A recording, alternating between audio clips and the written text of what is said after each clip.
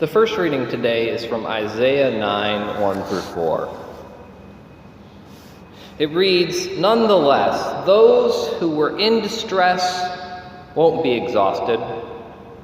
At an earlier time, God cursed the land of Zebulun and the land of Naphtali, but later he glorified the way of the sea, the far side of the Jordan, and the Galilee of the nations.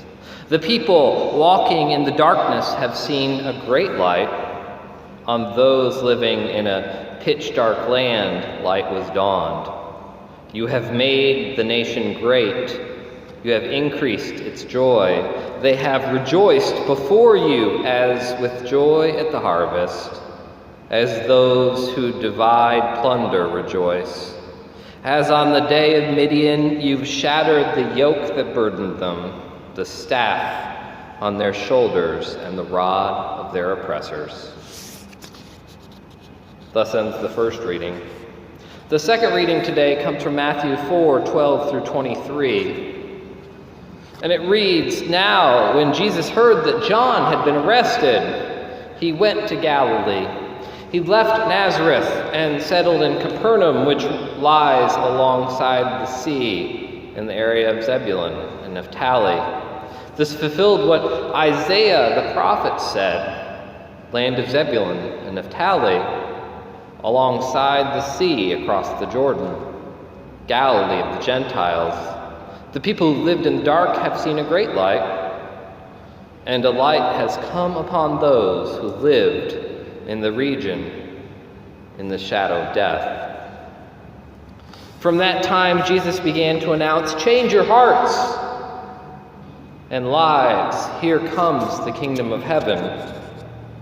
As Jesus walked alongside the Sea of Galilee, he saw two brothers, Simon, who was called Peter, and Andrew, throwing fishing nets into the sea because they were fishermen. 'Come, follow me,' he said, 'and I will show you how to fish for people.' Right away they left their nets and followed him. Continuing on, he saw another set of brothers, James, the son of Zebedee, and his brother John. They were both in a boat with Zebedee, their father, repairing their nets. Jesus called them, and immediately they left the boat and their father and followed him. Jesus traveled throughout Galilee, teaching in their synagogues. He announced the good news of the kingdom and healed every disease and sickness among the people." The word of God for the people of God. So, when I think of fishers of people, I can't help but think of one small creature, and that is Curious George. Perhaps it's because of how old Leela is, and perhaps it's because it's her favorite television program. But there's certainly a quality about Curious George that inspires loyalty of all the people around him.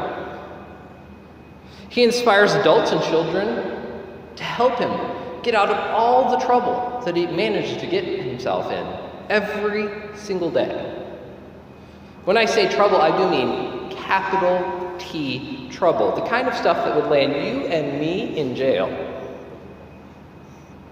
He's done everything from being launched into outer space by accident to starting an apple cider press and managing to turn the whole apple harvest into cider. In the midst of his shenanigans, he even manages to inspire dedication from his friends. With their help, he somehow still manages to get out of the trouble for the day, sometimes resolving the problems, sometimes even fixing problems. No matter how many times the man with the yellow hat tells George to be a good little monkey, he always seems to need their help to get himself out of the situation he gets himself into. One of the things that PBS ends every Curious George episode with is a clip from children, either in their classroom setting or somewhere, saying, "George is a monkey. He does things that we can't do. and then they show them trying to do the same stuff that George has done throughout the episode. Is that really true, though? Why should George be able to roam about his life, do all the things that he does, and still be able to bring people to his cause, and we should not? Maybe we're not as cute as Monkey, right? But this shouldn't stop us from seeking to be fishers of people. To begin with, in Jesus' time, when he started to fish for people, they were looking for something. They were looking for hope. And they thought that they had found it in John the Baptist. He garnered the support of so many followers in his ministry that he began to be viewed as a political threat by the Roman powers that be, the puppet government put into place by the Roman Empire. John, however, continued to remain humble, a servant of God throughout his ministry, and kept his focus on the thing that he had been sent to do, to proclaim that there is one who is to come, and it wasn't him. He made sure that his followers knew that he was making way for the Messiah. That's why when Jesus arrives on the scene for his baptism, anticipation has reached a fever pitch. And the persecution had been harsh. The waiting had been long. The people of Israel were ready. But what were they ready for? They were ready for the Messiah to come and conquer the Romans and set up God's kingdom on earth. Their imaginations had been churning for hundreds of years. Could you picture what they were expecting? Perhaps they were expecting someone like Samson to come and be their hero, to come and conquer and slay the Roman legions. Perhaps they were expecting someone like David to come and unite all the people. Perhaps they were expecting someone like Solomon, whose wisdom could get them out of the situation, no matter what the problem was. Or maybe they were expecting even someone like Moses to come and deliver them from their exile, an exile which was perhaps worse than any other exile they'd ever experienced, one that was imposed upon them in their own country. Their culture slowly being stripped away in front of their own eyes and replaced with the Roman imperial cult. It wasn't always obvious as outlawing the religion. The Romans would start by appropriating a group of religious leaders, maybe giving them a little bit of power. And while that seems like that might be good for your religion, when you become an arm of the Roman Empire, it takes away some of your identity. We know who the Hebrews were expecting, don't we? They were expecting a great patriarch of the Hebrew faith to bring down fire upon the Roman Empire, to be the right arm of God. But who did they get? They didn't get some great patriarch. They didn't get a mighty warrior who carried sword and arrow. They got Jesus, the Lamb of God, who came into the world not to destroy, but to build up. He came into the world not to tear down, but to gather in. And we enter into the story today after the arrest of John the Baptist, the great hope of many Hebrews. In response to this arrest, Jesus had no choice but to travel to a different place, perhaps filled with ears that were willing to hear the message that he was bringing. After so great a tragedy as John's arrest, maybe the Hebrews weren't ready just yet.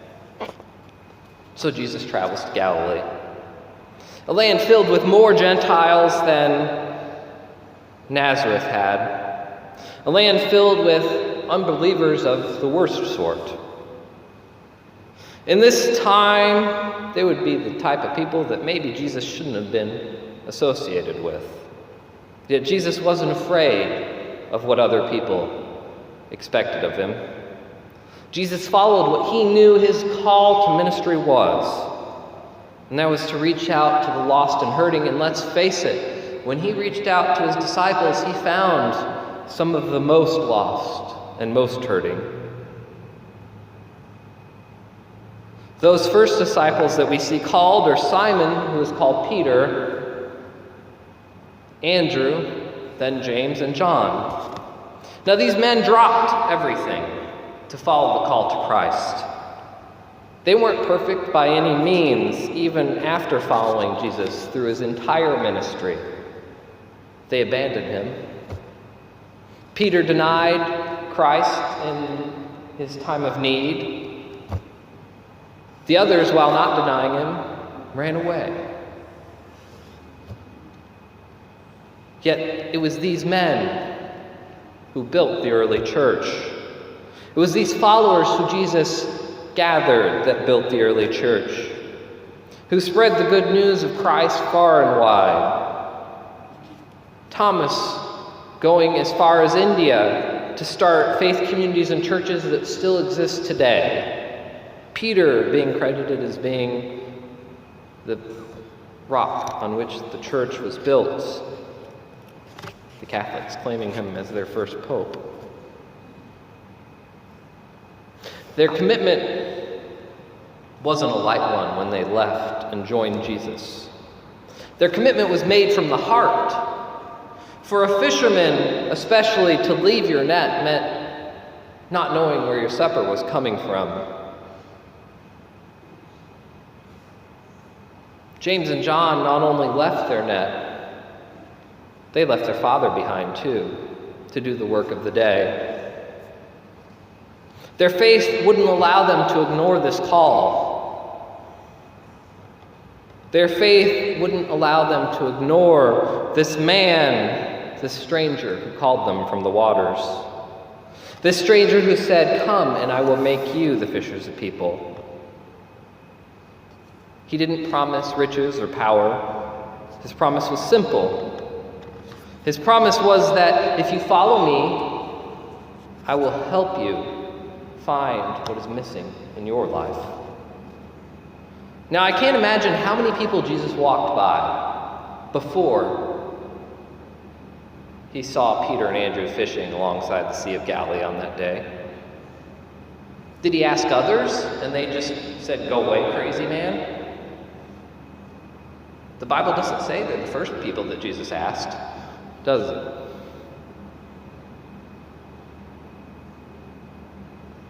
But what was it about these people that made them say yes to Jesus? Andrew, Peter, James, and John. It was exactly them who Jesus needed by his side. They were the people that Jesus needed in his ministry. Perhaps Jesus saw that these men were missing something in their life, that they were lacking fulfillment. Perhaps Jesus saw that greater things lay in their future. We'll never know, but what we do know is that greater things did lay in their future. What we do know is that they walked with Christ while he was on earth, in his ministry, living in danger every day, making the decision not to return to the safety of their nets by the Sea of Galilee. Today our decisions are less drastic, aren't they? Today our decisions often take up less space in our lives. Even when we're so bold as to say, "Yes, Lord, I will follow you," we often don't fully commit. We often leave some of ourselves behind, like a trail of breadcrumbs to find our way home just in case. How many of us have actually dropped everything and followed Christ's call? How many of us would be willing to live in danger day in and day out just to fulfill the mission of God in the world. It's not easy following Christ. It never was. This passage tells us that. Perhaps it was strength that Jesus saw in these 4 men. Now, we don't have the luxury of having the same insight that Jesus had into the hearts of humanity. We must trust that everyone we meet has the ability to follow Christ in their everyday life.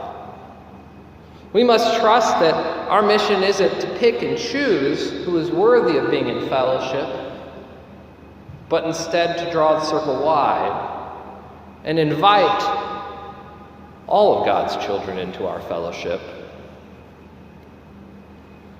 After all, when we break bread at God's table, the first thing that I say to you is, this is not a Presbyterian table, but this is God's table. All those who believe in Him are welcome here.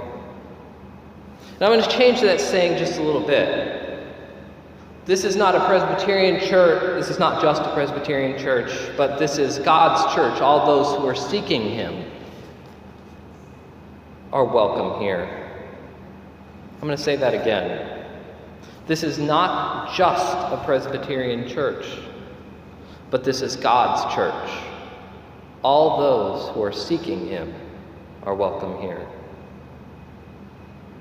Today, we're called to be fishers of people, and being a fisherman is hard work. Having a heart that was seeking God was probably what Jesus saw in these 4 men. And as I look out into the congregation today,